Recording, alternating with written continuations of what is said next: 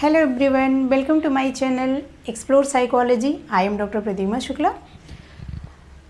9 जुलाई को higher education commission का form आ चुका है और 10 अगस्त को उसकी लास्ट डेट है फॉर्म सबमिट करने की। तो अगर आप इस एग्ज़ाम में फॉर्म भरने का मन बना चुके हैं, कई लोगों ने तो फॉर्म भरना स्टार्ट भी कर दिया है, तो आप अब अपनी प्रिपरेशन में रेगुलर हो जाइए और कंटिन्यूअस पढ़ाई में लग जाइए, क्योंकि ऐसा सुनने में आ रहा है कि नवंबर दिसंबर तक पिछली बार की तरह एग्ज़ाम भी कंडक्ट करा लिए जाएंगे। अब हम टाइम बहुत कम बचा हुआ है एग्ज़ाम की प्रिपरेशन के लिए, तो अब आप रेगुलर स्टडी में लग जाइए। अगर आप साइकोलॉजी सब्जेक्ट से ये एग्ज़ाम देना चाह रहे हैं तो आप हमारा चैनल है एक्सप्लोर साइकोलॉजी नाम से, उससे जुड़िए।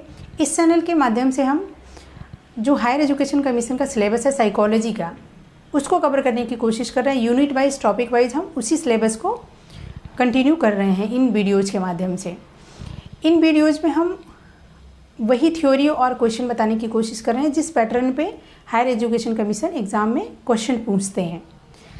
तो आप हमारे चैनल को सब्सक्राइब करिए, ज़्यादा से ज़्यादा लोगों तक शेयर करिए, जिससे लोगों तक ये नॉलेज पहुंच सके।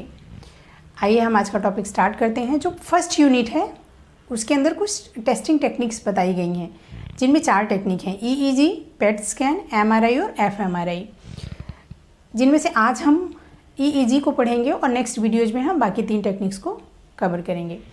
जो EEG टेक्निक है इसे इलेक्ट्रोएन्सेफेलोग्राम कहा जाता है। ये जो इलेक्ट्रोएन्सेफेलोग्राम टेक्निक है इसे हंस बर्गर ने 1924 में डेवलप किया था, जो कि ऑस्ट्रिया के एक मनोचिकित्सक थे, साइक्रेटिस्ट थे। इस टेक्निक के माध्यम से जो हमारा स्कल होता है, खोपड़ी होती है, उसके ऊपर कुछ इलेक्ट्रोड्स लगा दिए जाते हैं और उन इलेक्ट्रोड्स के माध्यम से जो हमारे ब्रेन के अंदर इलेक्ट्रिकल एक्टिविटीज़ होती हैं उनको ग्राफ के सहारे मेज़र किया जाता है। तो जो अंदर एक्टिविटीज़ होती हैं उसमें जो न्यूरॉन्स होते हैं वो एक्टिव होते हैं और उस एक्टिवेशन की सिचुएशन में वो इलेक्ट्रिकल पोटेंशियल प्रोड्यूस कर रहे होते हैं। तो एक न्यूरॉन तो होता नहीं है, कई सारे न्यूरॉन्स होते हैं, उनका अपना एक ग्रुप होता है। तो जो न्यूरॉन्स का ग्रुप होता है जो वो इलेक्ट्रिकल पोटेंशियल प्रोड्यूस कर रहा होता है, उसके कॉम्बिनेशन को EEG के माध्यम से मेज़र किया जाता है। हमारे स्कल पे इलेक्ट्रोड्स लगा के EEG के माध्यम से ग्राफ के सहारे वो मेज़र किया जाता है। तो ये जो न्यूरॉन्स होते हैं और जो इलेक्ट्रिकल पोटेंशियल ये प्रोड्यूस कर रहे हैं, वो उसके थ्रू ये क्या करते हैं कि एक रिदमिक सिग्नल प्रोड्यूस करते हैं। ये जो रिदमिक सिग्नल होते हैं ये उनकी फ्रीक्वेंसी के हिसाब से कई तरह के वेव्स में या कहें तो बैंड्स में डिवाइड किया गया है, इनको बांटा गया है, जिसमें से सबसे पहला है डेल्टा बैंड, या जिसे डेल्टा वेव कहा जाता है। इसकी जो फ्रीक्वेंसी होती है डेल्टा वेव की, ये 3 हर्ट्ज़ होती है। और डेल्टा वेव उस कंडीशन में एक्टिवेट होता है जबकि व्यक्ति डीप स्लीप की कंडीशन में होता है। जब व्यक्ति गहरी निद्रा की अवस्था में होता है तो उस समय पर डेल्टा वेव एक्टिव होती है। दूसरी जो वेव है वो है थीटा बैंड या थीटा वेव, जिसकी फ्रीक्वेंसी जो होती है वो 4 हर्ट्ज़ से लेकर के 7 हर्ट्ज़ तक के बीच में होती है। और ये जो थीटा वेव होती है, जब व्यक्ति मेडिटेशन कर रहा होता है या ड्राउजीनेस की सिचुएशन में होता है, सुस्ती की अवस्था में होता है, तो उस समय पे थीटा वेव एक्टिव होती है। और तीसरा जो होता है वो होता है अल्फ़ा वेव या अल्फ़ा बैंड जिसे कहा जाता है।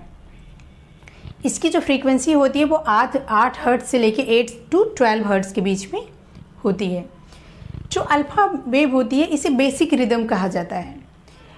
ये अल्फ़ा वेव जब व्यक्ति जागृत अवस्था में होता है लेकिन वो रिलैक्स पोजीशन में होता है, उस समय पर अल्फ़ा वेव एक्टिव होती है। और जैसे ही अल्फ़ा वेव ख़त्म होती है, व्यक्ति अलर्टनेस की सिचुएशन में आ जाता है, कॉन्सेंट्रेट होने लगता है, तो वहाँ पे अल्फ़ा वेव बनना बंद होके बीटा वेव एक्टिव हो जाती है, जिसकी फ्रीक्वेंसी 13 हर्ट्ज़ से लेकर के 30 हर्ट्ज़ तक, अर्थात 13 से लेकर 30 हर्ट्ज़ तक की होती है। जब व्यक्ति अलर्टनेस की सिचुएशन में होता है, एक्टिवली थिंक कर रहा होता है किसी चीज़ के बारे में, कॉन्सेंट्रेट कर रहा होता है, किसी चीज़ पर फोकस कर रहा होता है, उस टाइम पे बीटा वेव एक्टिव होती है। तो ये हमारी जो अलग अलग वेव्स हैं, ये जो उस टाइम पे जब EEG का मेज़रमेंट हो रहा होता है तो उस टाइम पे कौन सी वेव एक्टिव है, उसकी फ्रीक्वेंसी क्या है, उसके हिसाब से मेज़रमेंट होता है। और जो भी मेज़रमेंट निकल के आता है उसके हिसाब से जो ब्रेन डिसऑर्डर्स होते हैं उनका एनालिसिस किया जाता है, उनको एवेल्युएट करके रिज़ल्ट निकाला जाता है। और एक चीज़ मैं और मेंशन करना चाहूँगी यहाँ पे, ये जो वेव्स हमने बताई हुई हैं कि डेल्टा जो होती है वो डीप स्लीप की कंडीशन में भी एक्टिवेट होती है। तो इसमें कुछ कुछ और भी सिचुएशंस हो सकते हैं, इन सारी वेव्स के अंदर कुछ कुछ और भी सिचुएशन हो सकते हैं जो मैंने मेंशन किया है। इससे अलावा भी कुछ और भी सिचुएशन हो सकती हैं जिन कंडीशंस में ये वेव एक्टिवेट होती हैं, तो आप उनको भी ध्यान में रखिएगा। अब हम ये देखते हैं कि इस टॉपिक से ऐसा क्या इंपॉर्टेंट क्वेश्चन है जो एग्ज़ाम के पॉइंट ऑफ व्यू से बन सकते हैं। सबसे पहला क्वेश्चन तो ये बन सकता है कि EEG को किसने डेवलप किया था, तो ये हंस बर्गर ने 1924 में डेवलप किया था। ऐसा भी पूछा जा सकता है कि इसमें क्या किया जाता है, तो इलेक्ट्रोड्स लगा के इलेक्ट्रिकल एक्टिविटीज़ का मेजरमेंट किया जाता है ग्राफ के सहारे। और एक जो सबसे इम्पॉर्टेंट क्वेश्चन है जो ज़्यादातर एग्जाम्स में, चाहे नेट का एग्ज़ाम हो या हायर एजुकेशन कमीशन का एग्ज़ाम हो या किसी अदर कमीशन का एग्ज़ाम हो, मैक्सिमम साइकोलॉजी के एग्ज़ाम में ये टॉपिक पूछा ही जाता है, वो वेव से रिलेटेड है। जैसे फॉर एग्ज़ाम्पल ऐसा पूछ सकते हैं कि जब व्यक्ति गहरी निद्रा की अवस्था में होता है तो कौन सी वेव एक्टिव होती है, तो उस कंडीशन में डेल्टा वेव एक्टिव होती है। इसके हर्ट्ज़ भी पूछ सकते हैं कि इसकी फ्रीक्वेंसी क्या होती है। इसी तरीके से थीटा वेव के बारे में भी पूछ सकते हैं कि जब व्यक्ति ड्राउजीनेस की सिचुएशन में होता है तो कौन सी वेव एक्टिव होती है।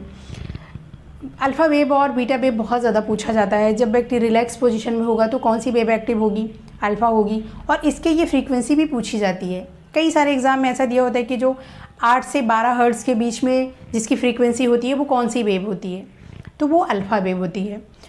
और बीटा वेव बहुत सारे एग्ज़ाम्स में पूछा गया है। ये क्वेश्चन स्पेशली मैं इस पर फोकस कर रही हूँ कि ये बीटा वेव कि जो जब व्यक्ति अलर्टनेस की सिचुएशन में होता है तो कौन सी वेव एक्टिव होती है, तो बीटा वेव एक्टिव होती है। ये बहुत सारे एग्ज़ाम्स में पूछा गया है। तो आप जब इसको वीडियो देख रहे हो उसी टाइम में ही एक कॉपी और पेन लेके बैठिए और शॉर्ट में इनको नोट भी करते चलिए। तो जब आप थ्योरी पढ़ेंगे, रिवीजन करेंगे, तो जो आपने पॉइंट्स नोट किए होंगे कि इस पॉइंट से क्वेश्चन बन सकते हैं, उसको रिवीजन करने में आपके लिए बहुत ईजी होगा। तो आप हमारे चैनल को सब्सक्राइब करिए और ज़्यादा से ज़्यादा लोगों तक शेयर करिए। अब नेक्स्ट वीडियो में हम इसकी नेक्स्ट टेक्निक को डिस्कस करेंगे। आज के लिए बस इतना ही।